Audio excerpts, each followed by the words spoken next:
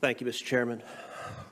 Right now, we have a massive crisis at our southern border. My home state of Texas is bearing the brunt of this crisis. In the last month, CBP agents encountered 180,034 illegal immigrants crossing the border.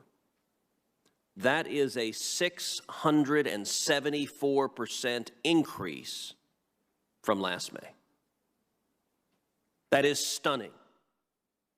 We are on path to have over 2 million people cross the border illegally this year, the highest rate in 20 years. Where were we last year? Last year we had the lowest rate of illegal immigration in 45 years. To my Democratic colleagues on this committee, I ask you, why haven't you gone down to the border?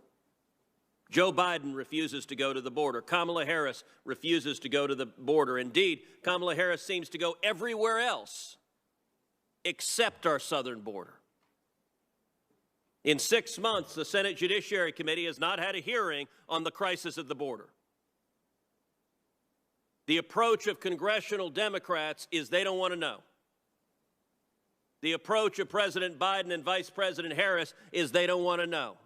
When asked about it, Vice President Harris laughed and said, well, I haven't been to Europe either. Well, you know what? Joe Biden's in Europe right now. Maybe it's time for the person ostensibly in charge of the border from this administration to go to the border. And there's a reason Joe Biden doesn't want to go to the border. There's a reason Kamala Harris doesn't want to go to the border. There's a reason Senate Democrats on this committee don't want to go to the border.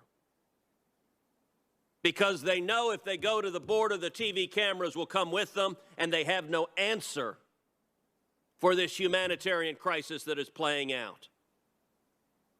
I challenge my colleagues on the committee, go look at the Biden cages. I've seen them, cage after cage after cage of little boys and little girls packed in, 1,700% capacity.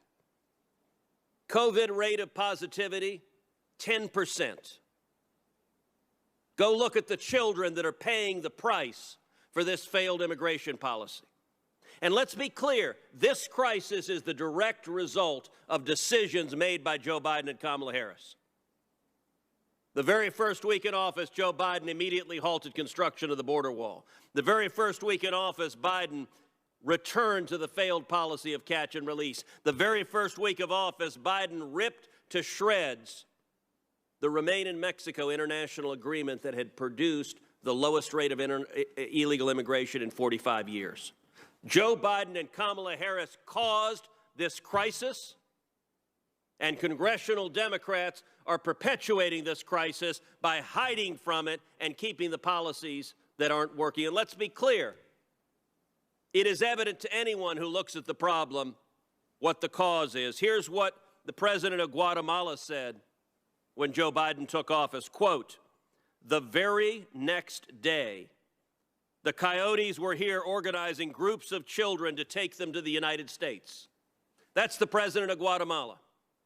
How about the president of Mexico? Here's what he said. He said that people see Biden, quote, as the migrant president, and so many feel that they're going to reach the United States. The message from Joe Biden and Kamala Harris to the traffickers, to the cartels, is the gates are open, come on in. The message is, give us your children, and I will tell you to my colleagues, look in the eyes of the little girls and little boys that are being physically abused, that are being sexually abused.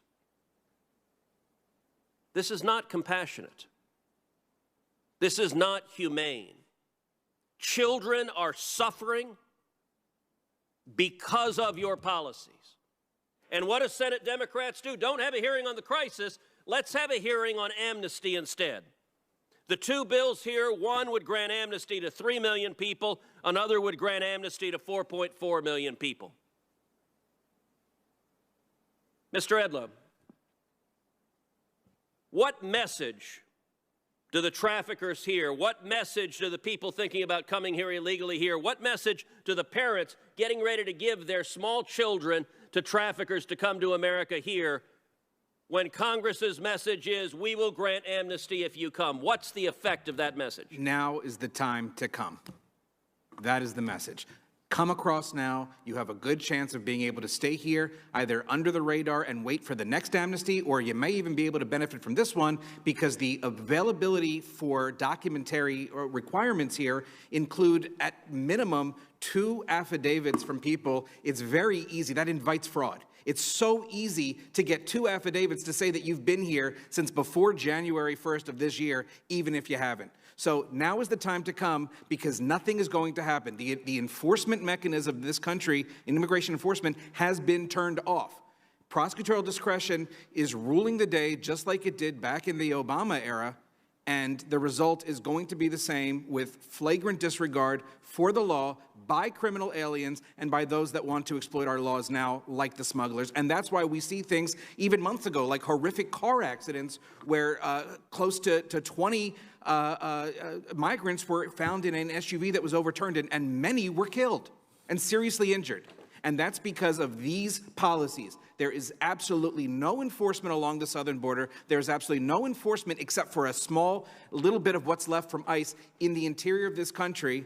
And immigration courts are being told to just go ahead and terminate cases if they don't meet the stringent requirements that they're needing to for priority. Because suddenly priority is based on limited resources that seemingly just turned up overnight. I don't understand what's going on right now because I can tell you, Senator, how it's supposed to be at the border. I can tell you how we're supposed to see people when they come over and what's supposed to happen under Section 235 of the Act.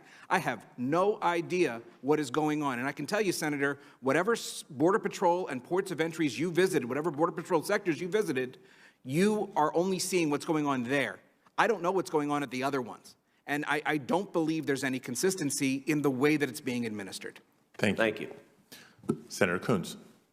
Thank you, Senator Padilla. I'd like to open by thanking Chairman Durbin for his 2 decades of tireless effort to focus our attention on dreamers, on those who've been brought here by their parents when they were children and who've contributed to our society over decades.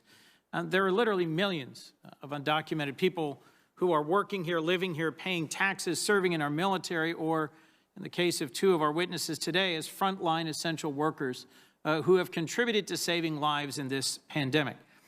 None of these people should have to live in the shadows of the only home they have ever known.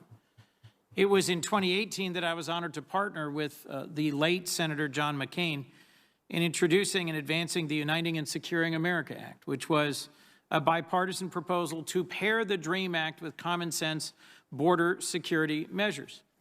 And while that got just 52 votes on the floor of the Senate, I'm happy to be continuing conversations across the aisle now with Chair Durbin and Senators Graham and Cornyn, Tillis and others in an attempt to try and find some compromise that can address these issues that have challenged us for decades. And while all of us have the ability to give stem winders and soliloquies to grow our viewers and supporters by attacking each other, I think our real challenge is to try and solve this problem. What I hear in Delaware and what I've heard across the country is that Americans would like us to actually solve the problem rather than swing wildly back and forth from one administration to the next in our tone, tenor, and actions with regards to immigration. I want to thank the witnesses today for sharing your relevant and inspiring perspectives, the challenges you've faced, or the work that you've done, or the service you're currently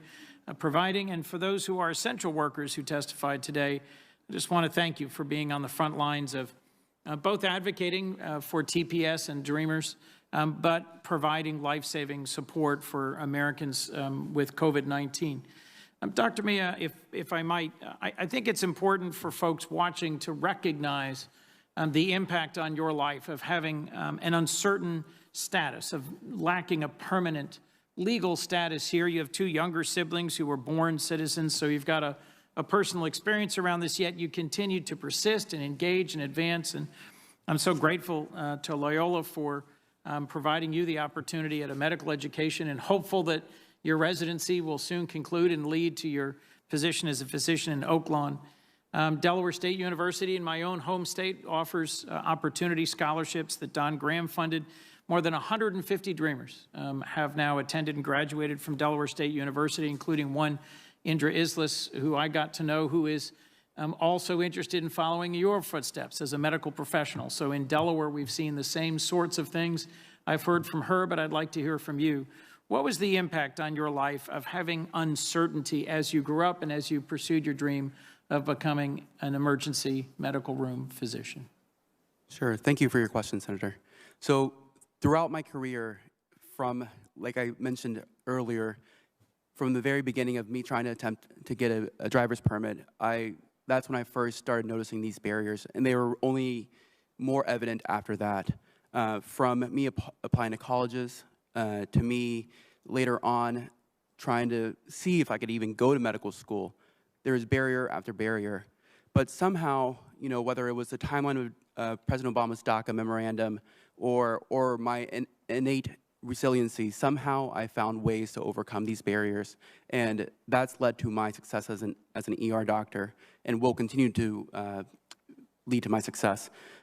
There's no doubt that I've faced many barriers, and I will continue to face barriers, but as long as I'm given the opportunity to reapply for DACA every 2 years, I will continue to do so, because that just takes one thing away. It gives a little bit of security, although temporary. It does give a little bit of security to my career and everything I've faced.